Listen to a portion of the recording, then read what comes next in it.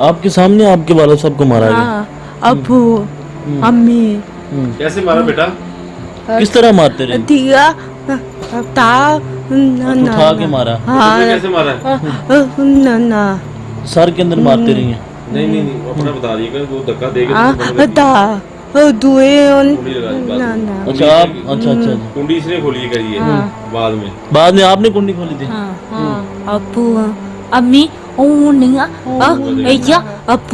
ابو نہیں امی نہیں تپا ابا امی اولے دولے اچھا امی امی اچھا آپ کی ناک کی ہڈی پہ انہوں نے مارا؟ امی تو جب آپ کے وہ پاپا کو مار رہی تھی تو آپ نے چھڑانے کی کوشش تو کی؟ دولے امی کنڈی لگائی ہوئی تھی اس نے باتھ روم کے اندر نا۔ اچھا یہ کہہ رہی ہیں کہ کنڈی انہوں نے لگا لی تھی اندر واش روم کے اندر؟ دھکا مار کے دور دیا ابو امی ابو کیا رو رہے تھے؟ پائی امی کیا کہتے ہیں کہ مارا ہے؟ امی یہ کہہ رہی ہیں کہ جب وہ والد صاحب کو مار رہی تھی تو وہ رو رہے تھے، لیکن اس نے واش روم کے اندر کنڈی لگا لی اور ان کو اور مسلسل جو ہے وہ تشدد کا نشانہ بناتے رہے۔ تو اب کیا اپیل کرنا چاہتی ہیں انصاف کے لیے؟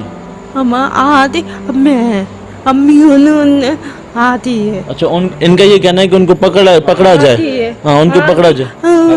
آتی میں نے آتی ماں نانا تو وہ جو والدہ وہ غلط کام بھی کرواتی ہے؟ آتی ہے ہاں آتی ہے۔ السلام علیکم ناظرین، میں ہوں آپ کا میزبان انس گندل، آپ دیکھیں نیا پاکستان۔ ناظرین ایک دکھ بھری داستان ہے جس کو سننے کے بعد آپ حیران ہو کے رہ جائیں گے۔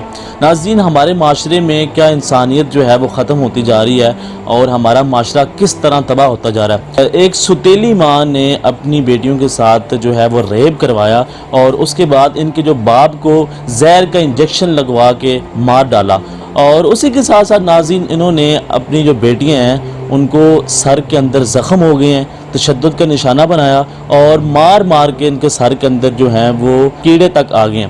ایک ستیلی ماں اپنی بیٹیوں کے ساتھ ظلم کرتی ہے، ان کو ریپ کا نشانہ بناتی ہے اور اس کے بعد ان کے جو باپ ہے اس کو زہر کا انجیکشن لگا کے مار دیا جاتا ہے۔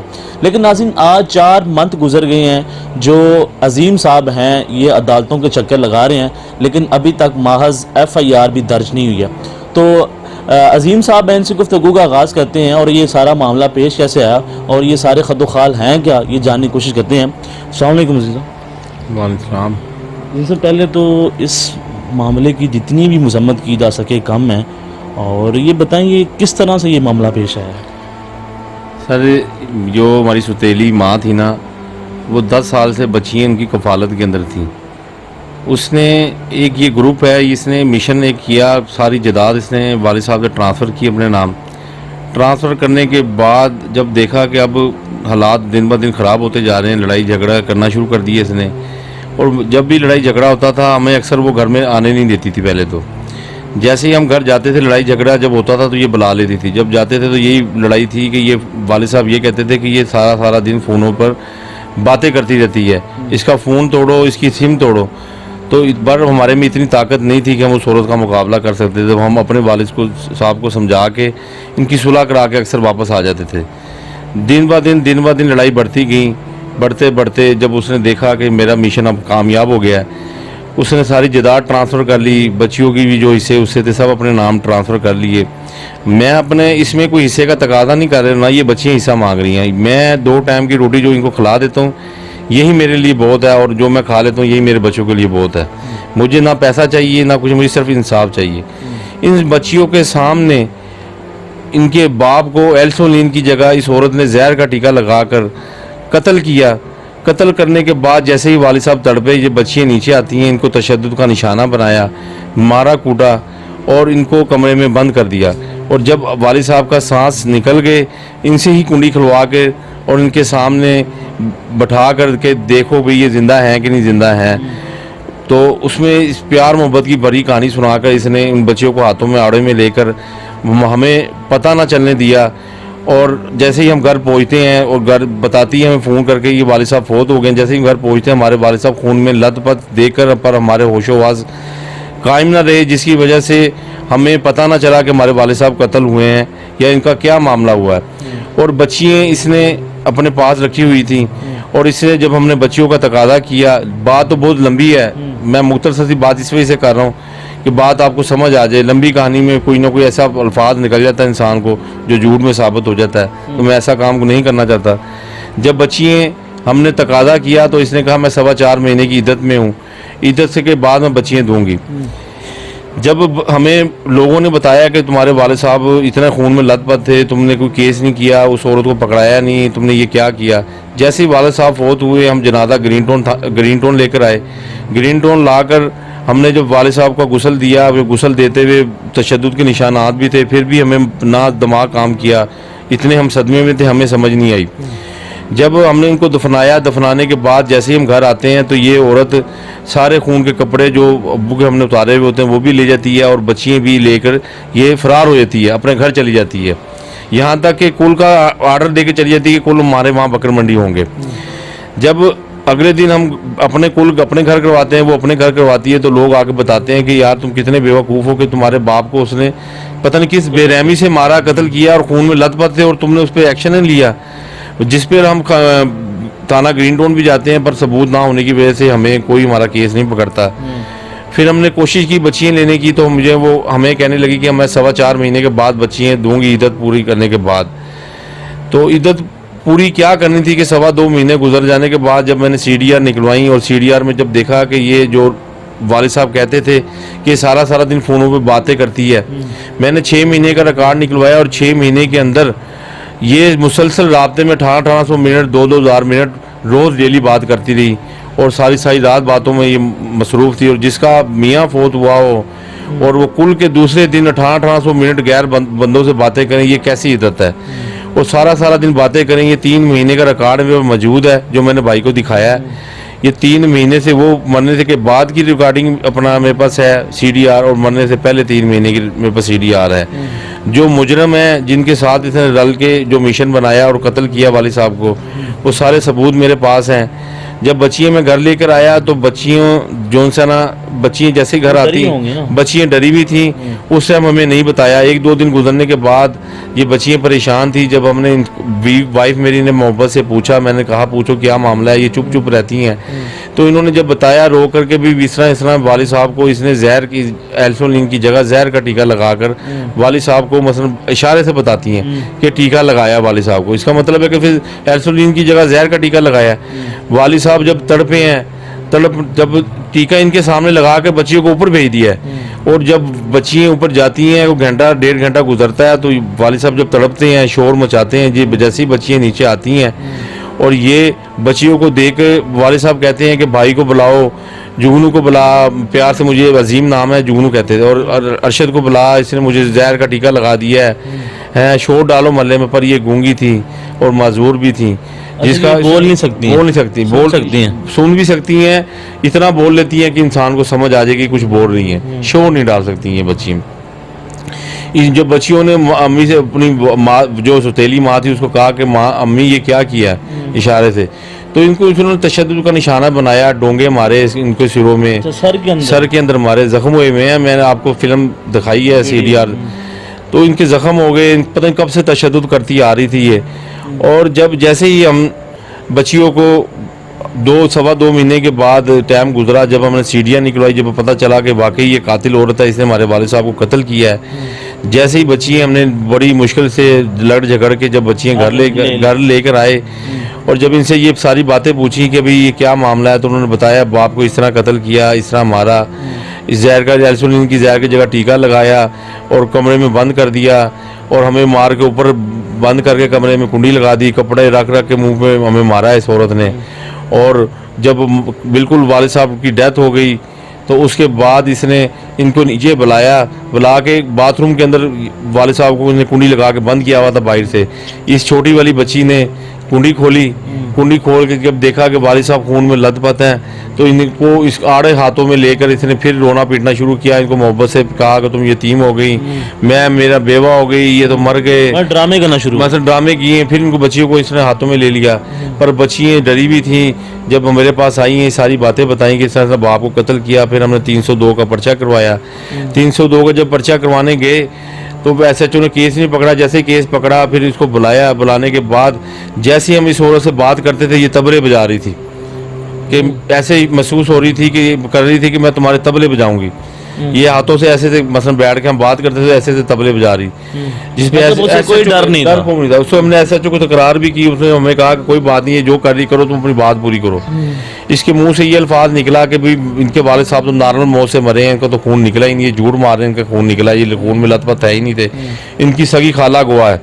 जब सगी खाला को जब सुना तो वो SHO ने कहा कि ठीक है आप लोग जाएं, आप नवाकोट शाम को DSP के पास आएँ, वहाँ बैठ के बात होगी। इतनी बात में हम लोग चले गए, DSP के पास पेश हुए।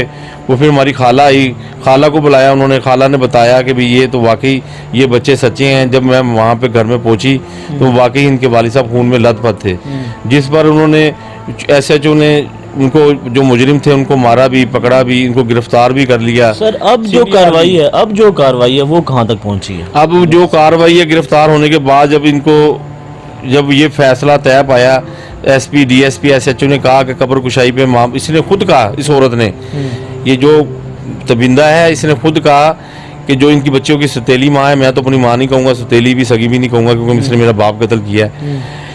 तो वो जब बच्ची अपना जब कब्र कुशाई का आर्डर, जब उसने खुद कहा है कि भाई इनको तसल्ली हो जाएगी, कब्र कुशाई करवा लें, कि पता चल जाएगा इनका वालिद साहब को मैंने कत्ल किया या नॉर्मल तरीके से मरे हैं, तो फिर तो ये हमारे पे पर्चा कराने का हकदार नहीं है। फिर वो SP DSP ने कागज़ तैयार किए और हमें कहा कि कब्र कुशाई की तरफ आप रिट करें, अदालत में जाके ये भी आएगी, वहाँ पर कब्र कुशाई करवा लें तो फैसला अच्छा नतीजा आ जाएंगे आपके सामने। आपको भी पता चल जाएगा कि कत्ल हुए कि नहीं हुए, या उनको भी पता चल जाएगा कत्ल किया कि नहीं किया। जब हम कब्र कुशाई के लिए जब रिट की दायर की, आज 2 महीने हो गए, हमें इंसाफ नहीं मिल रहा। ये रोज़ वकील चेंज कर देती है, 10 वकील इसने चेंज किए हैं। 10 वकील चेंज करने के बाद हमारी वो दरख्वास्त खारिज हो गई। अब हमने सेशन कोर्ट में, अदालत में ये केस लगाया है और ये बच्चियों के साथ जुल्म हुआ है बहुत। ये बच्चियों को जब हम जाति को निशाना बनाते अच्छा, रहे। वो बच्चियाँ इस तरह हुआ कि जब हमने इनके बाल कटवाए, बाल कटवाने के बाद जब हमने इनके सर को जख्म देखे, फिर हम शेरा कोट थाने लेकर गए। शेरा कोट SHO ने कहा कि भाई इन बच्चियों का DNA टेस्ट करवाओ। जब टेस्ट करवाने के लिए गए हैं तो जब हम मुंशी हॉस्पिटल इनका DNA टेस्ट करवाने गए हैं, तो जब इनका तशद्दुद का DNA टेस्ट हो रहा था तो इतने में डॉक्टर थोड़ी देर बाद बाहर आके लेडीज़ को बुला के कहती हैं कि आप फौरी तौर पर अदालत जाएं, इनके साथ तो बहुत जुल्म हुआ है, इनके साथ तो ज़्यादती होती रही हैं, तो इनके साथ तो ये बड़े गलत मामले हुए हैं, आप इनको जाकर कचहरी के अंदर वो रीड करवा के लाएँ। मैं इनके सारी FIR बना के वो देती हूँ, फॉरेंसिक रिपोर्टें बना के देती हूँ। इन बच्चियाँ मजबूर हैं, ये इन्होंने किसने जुल्म किया और ये क्या मामलात होते रहे इनके साथ, आप लोग कहाँ थे, ये क्या मामला हुआ है। पर हम क्या कहते कि इस जालिम औरत ने हमें जब से शादी की इसने हमें घर में नहीं बढ़ने दिया। उसने ये नहीं सोचा कि ये बेचारी माजूर है, उसको ये शर्म नहीं आई। हम तो एक कत्ल का केस रो रहे थे, जब उसने डॉक्टर ने ये बताया हम तड़पे रोए, ऐसे रोए कि लोग सारे पूछ रहे कि कौन मर गया, क्या मसला हो गया, लोग क्यों रो रहे हैं। इस औरत ने इतने जुल्म किया। आप इनसे पूछें कि आपके वालिद साहब को किस तरीके से कत्ल किया गया, ये बच्ची बताएगी आपको। अस्सलाम वालेकुम।